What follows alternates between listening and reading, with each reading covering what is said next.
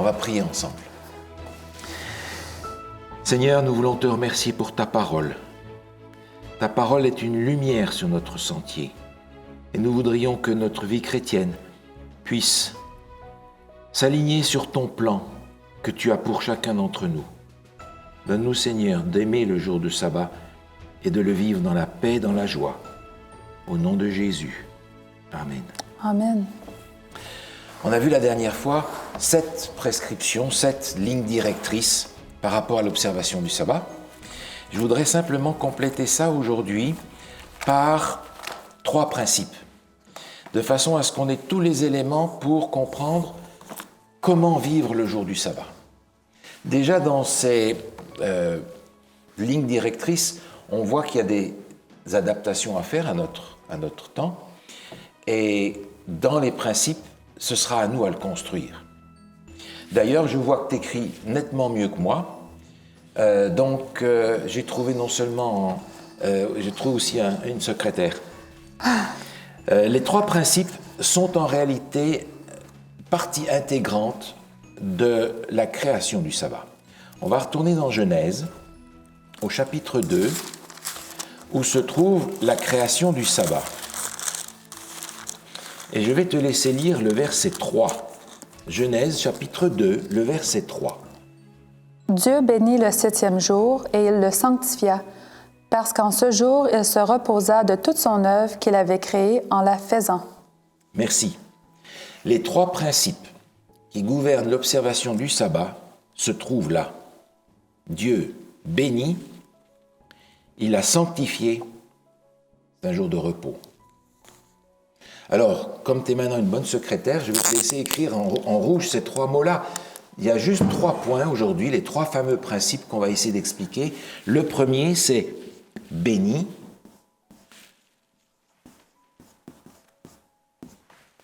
Deuxième, c'est sanctifié. Et le troisième, c'est repos.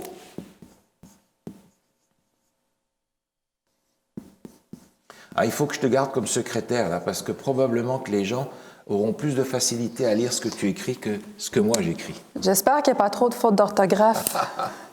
Désolée s'il y en a. Mais non. Alors, Dieu a béni. On retrouve ça dans le commandement d'Exode 20. Ce qui nous montre que ces 3 principes se retrouvent dans l'observation, parce que l'Exode 20, ce sont des choses pratiques finalement, et on retrouve ça au verset 11. Car en 6 jours, l'Éternel a fait les cieux, la terre et la mer, et tout ce qui est contenu.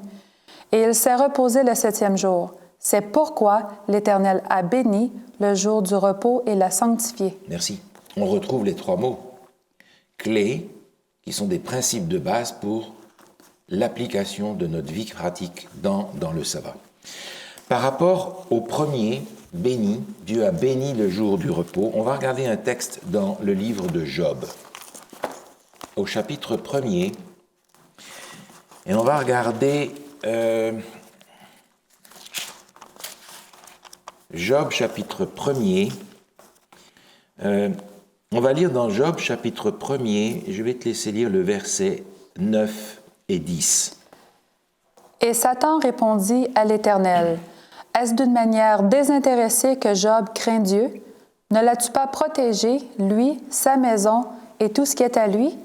Tu as béni l'œuvre de ses mains, et ses troupeaux couvrent le pays. » Merci.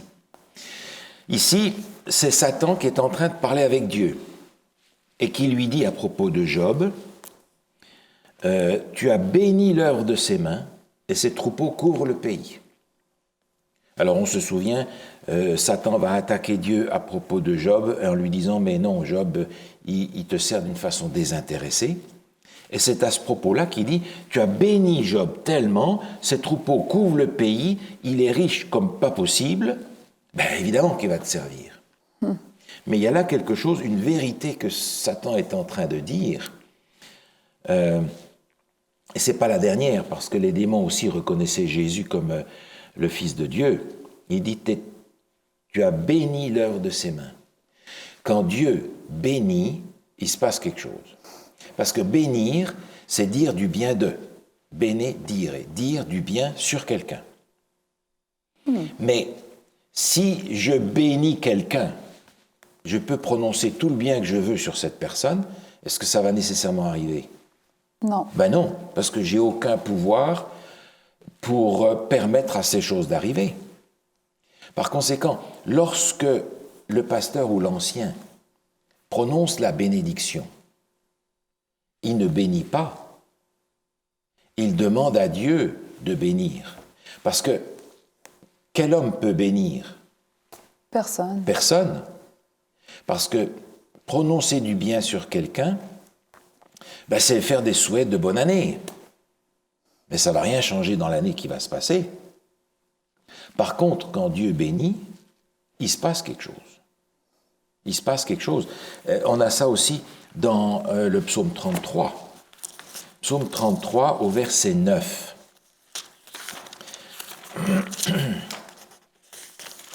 Psaume 33, le verset 8 et 9. Que toute la terre craigne l'Éternel, que tous les habitants du monde tremblent devant lui. Car il a dit, et la chose arrive. Il ordonne, et elle existe. Merci. Référence à la création. Dieu dit qu'il y ait de la végétation, etc. Et quand Dieu parle, ça arrive. Oui. Parce que la parole de Dieu, c'est pas comme la parole d'un homme. La parole de Dieu est la parole créatrice. Dieu parle, la chose arrive. Wow. Alors, maintenant, je comprends que Dieu a béni le jour du sabbat. C'est-à-dire qu'il y a dans le jour du sabbat quelque chose qui arrive dans la vie de ceux qui observent ce commandement et qui n'arrive pas si on ne l'observe pas. Ici, sur ce dessin, les vers représentent des jours de la semaine. Et Dieu a béni le 7e jour, nous dit le texte, ce qui veut dire qu'il a mis un contenu dans ce jour-là qui n'est pas ailleurs. Mais si je veux boire le contenu de ce verre, où est-ce qu'il faut que j'aille chercher? Quel verre est-ce que je peux prendre?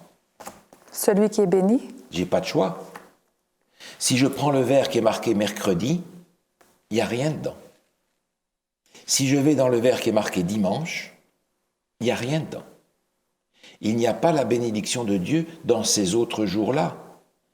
Dieu va me bénir de différentes manières, selon mes besoins, mais il n'y a pas placé la bénédiction du sabbat, dont on a parlé les fois précédentes. Alors, dans ce sens-là, c'est un principe important et je peux me poser la question suivante. Imagine qu'on me propose une activité le jour du sabbat, le samedi. Dans mon esprit, il y a 3 principes à appliquer. Le premier est en rapport avec la bénédiction de Dieu. Alors je vais me poser la question.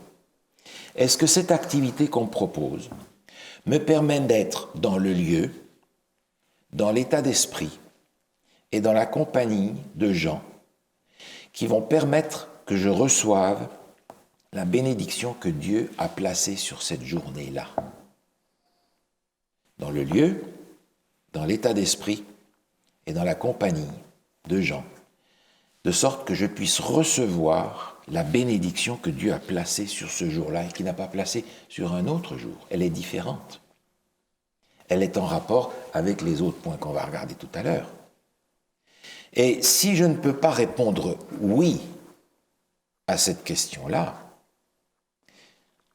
c'est sans aucun doute pas une activité que je peux accomplir le jour du sabbat.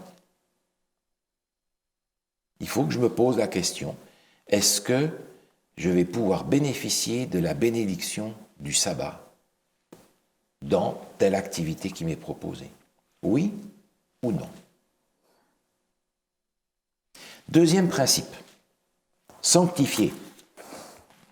Sanctifier, c'est un mot intéressant parce que il a une sorte d'évolution. Saint le mot saint a été transformé par la tradition.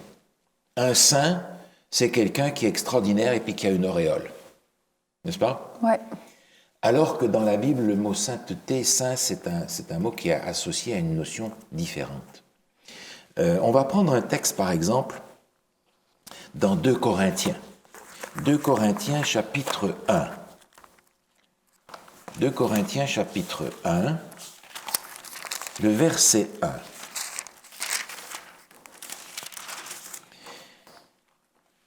Alors, je te laisse lire le verset 1. 2 Corinthiens, chapitre 1, le verset 1.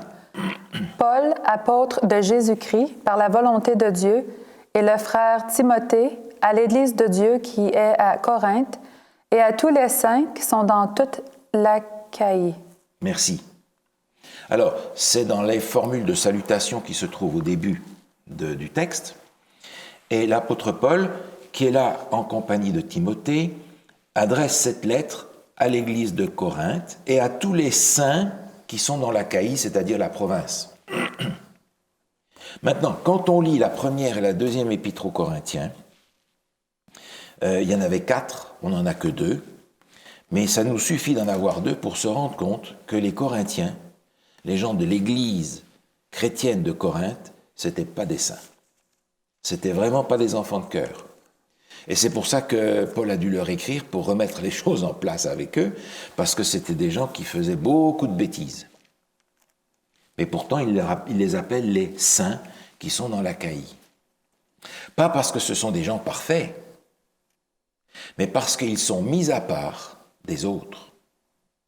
On avait vu que le mot « église » était composé de 2 mots qui voulaient dire « sortir hors d'eux ». L'Église est composée de saints qui sont sortis du monde et qui sont mis à part pour un service spécial. Ils ne sont pas saints parce qu'ils sont meilleurs, ils sont saints parce qu'ils ont accepté Jésus et ayant Jésus comme leur sauveur, ils sont à part des autres. Ils font maintenant partie de la famille de Dieu.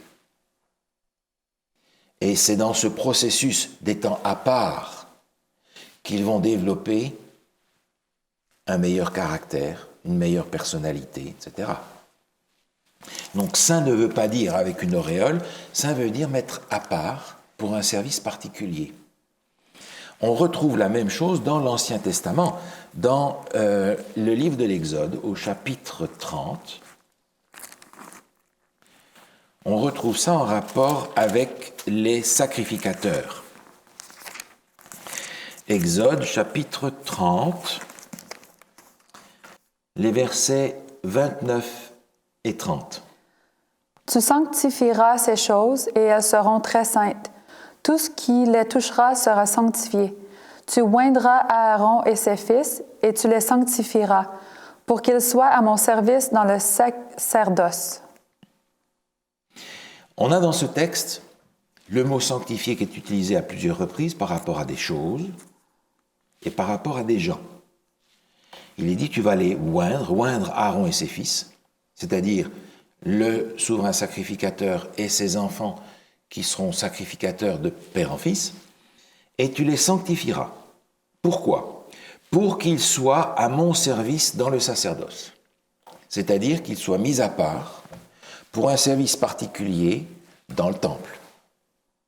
Alors, je vais prendre un exemple concret d'aujourd'hui. On a quelque part à l'église, ici, une armoire où il y a des bassins en plastique qui servent à faire le lavement des pieds quand on fait la Sainte Seine. Ces bassins sont saints, S-A-I-N-T. En fait, c'est des bassins qu'on a achetés dans un magasin, n'importe lequel, et les ménagères, elles servent de ce bassin pour laver leurs pommes de terre, je ne sais pas moi. Mais pour nous, ils sont saints. Pas parce que c'est un plastique spécial, pas parce qu'ils irradient une espèce de puissance ou d'une énergie, je ne sais pas, rien à voir avec ça.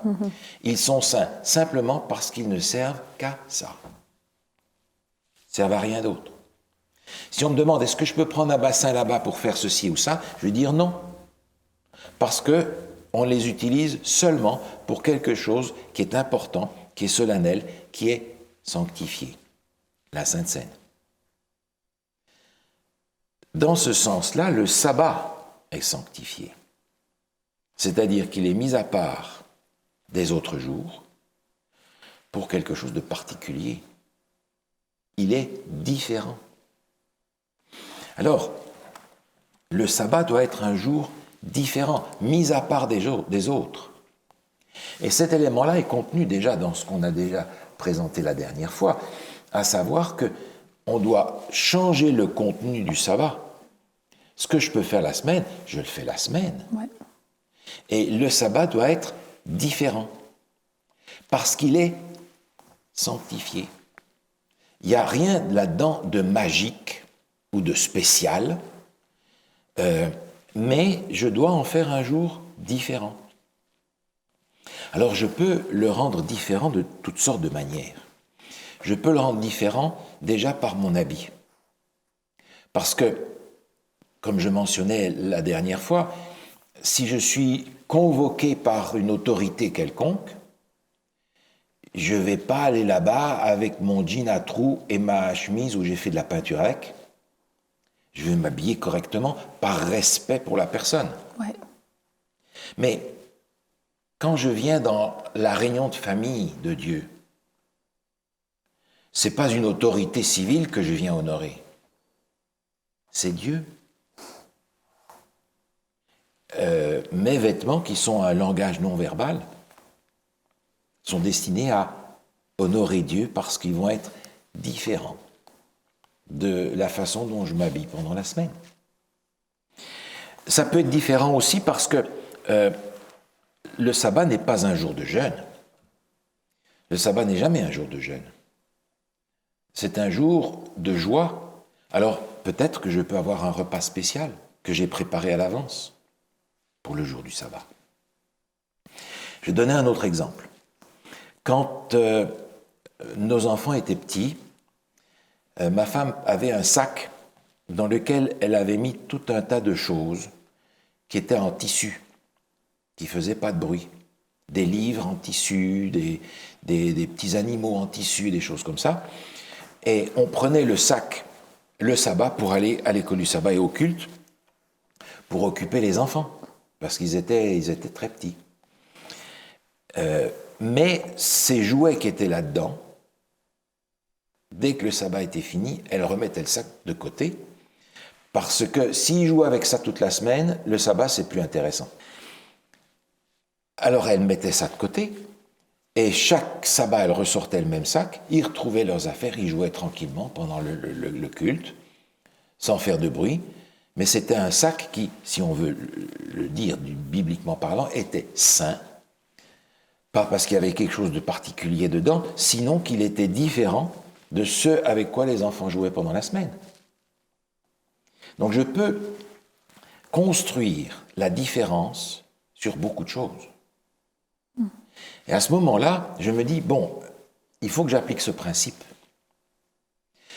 On me propose une activité quelconque. Première chose, je vais me demander si ça répond au principe béni. Deuxièmement, je vais me demander si ça répond au principe sanctifié. Autrement dit, cette activité qu'on me propose, est-ce qu'elle me permet d'être dans le lieu, dans l'état d'esprit, et dans la compagnie de gens, de sorte que je puisse mettre ce jour à part avec un contenu différent de ce que j'ai durant la semaine? Est-ce que ça va faire de ce jour un jour différent, autrement, centré sur la relation, bien entendu? Si je réponds non, c'est de toute évidence une activité qui n'est pas appropriée pour le jour du sabbat. Oui. N'est-ce pas? Oui. Troisième principe, repos. C'est un jour de repos. Je voudrais simplement regarder un texte qui est dans Exode, au chapitre 31, juste un petit peu plus loin. Et j'aimerais te demander de lire, si tu veux bien, le verset 13. Parle aux enfants d'Israël et dis-leur, vous ne manquerez pas d'observer mes sabbats, car ce sera entre moi et vous, et parmi vos descendants, un signe auquel on connaîtra que je suis l'Éternel qui vous sanctifie. Merci. Tu voudrais lire aussi le verset 16 et 17. Les enfants d'Israël observeront le sabbat en le célébrant, eux et leurs descendants, comme une alliance perpétuelle. Ce sera entre moi et les enfants d'Israël un signe qui devra durer à perpétuité. Car en 6 jours l'Éternel a fait les cieux et la terre, et le 7e jour, il a cessé son œuvre et il s'est reposé. Merci. Le repos, on en a déjà parlé, c'est une notion qui est directement attachée à la façon dont Dieu nous propose d'être sauvés. Je n'ai aucun mérite à présenter à Dieu par lequel je puisse être sauvé.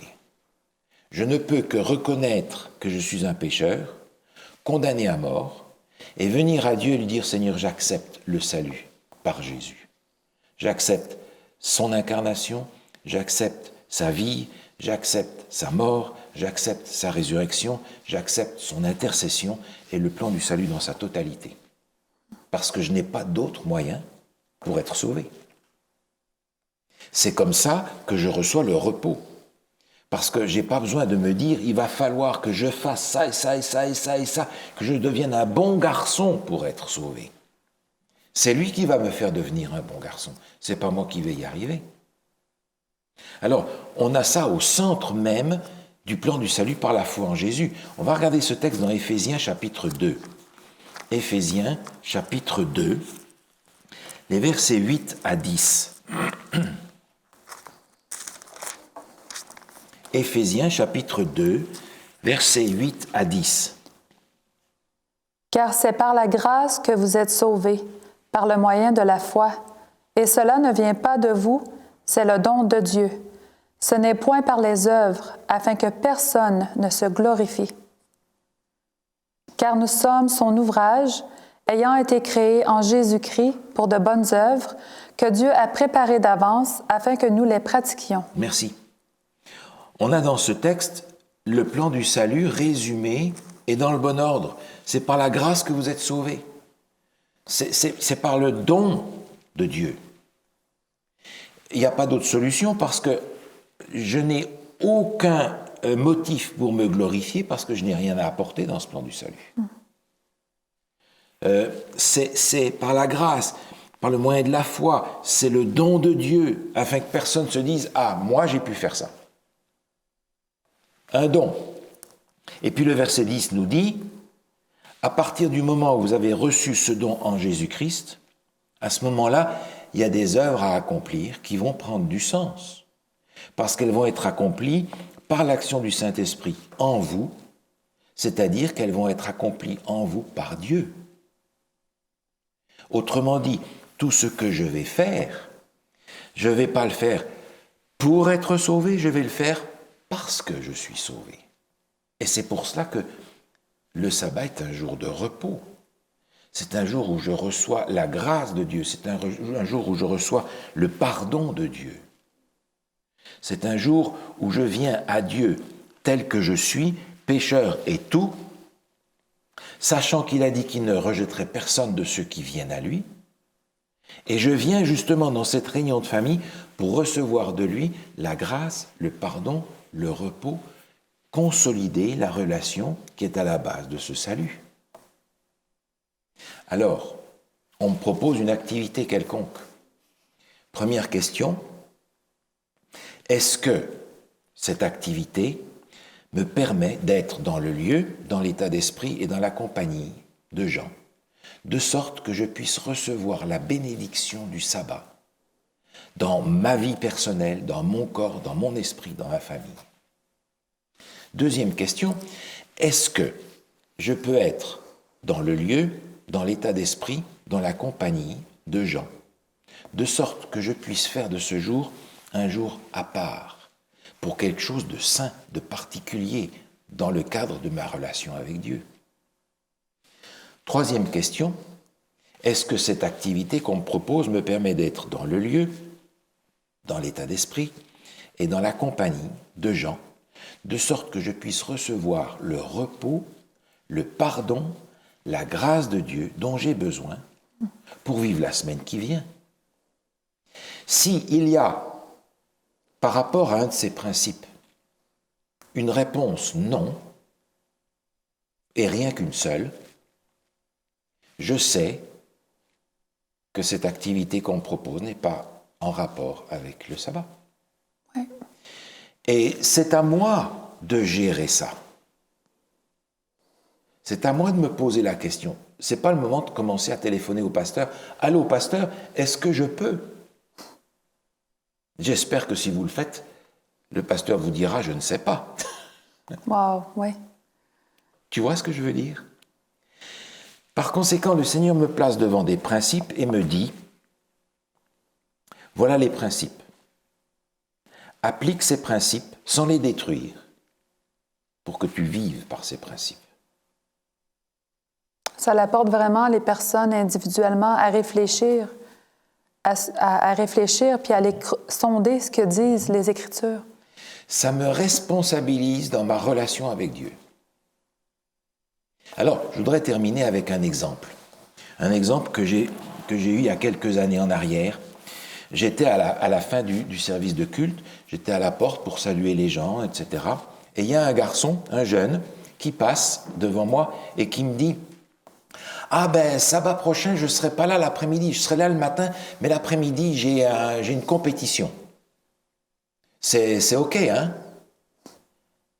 Il me regarde comme si il attendait de ma part une espèce d'approbation.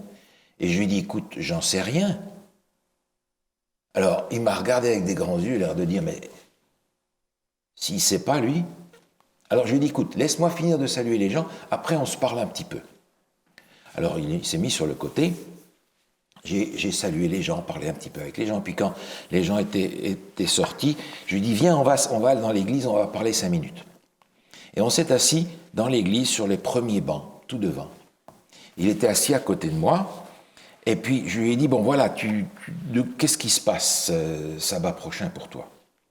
Alors il me dit, ben voilà, je serai là le matin, mais l'après-midi, j'ai une compétition dans le sport qu'il faisait. Je ne sais plus quel sport il faisait. C'est une compétition...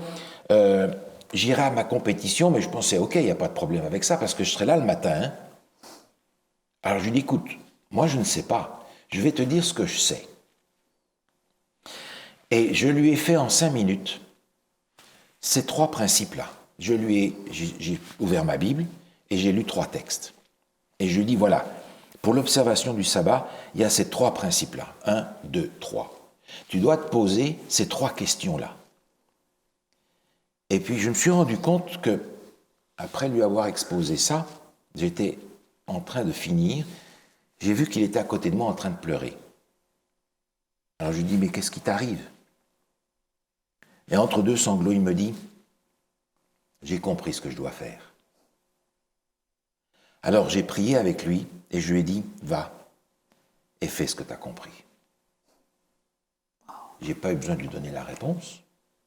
J'ai simplement demandé au Seigneur, dans sa parole, de lui donner la réponse. Parce que si c'est moi, un être humain, qui donne la réponse, ça vaut quoi? On n'apprend pas.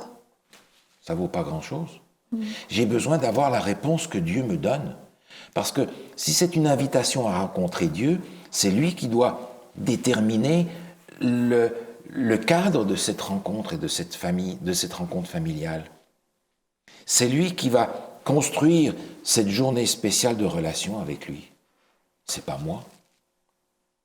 Alors, je crois que quand on prend à cœur ces 7 lignes directrices et ces 3 principes, on sait ce que le Seigneur nous demande pour observer le sabbat.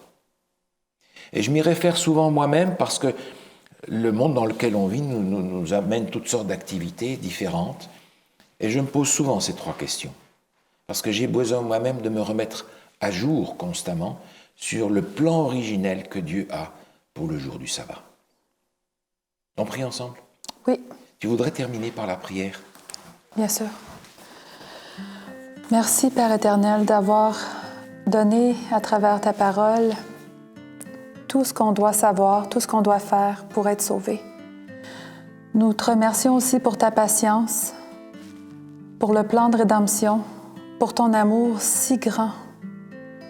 Seigneur, on te demande de pardonner nos fautes, de nous aider à marcher jour après jour sur le chemin étroit. C'est au nom de Jésus qu'on te prie. Amen. Amen.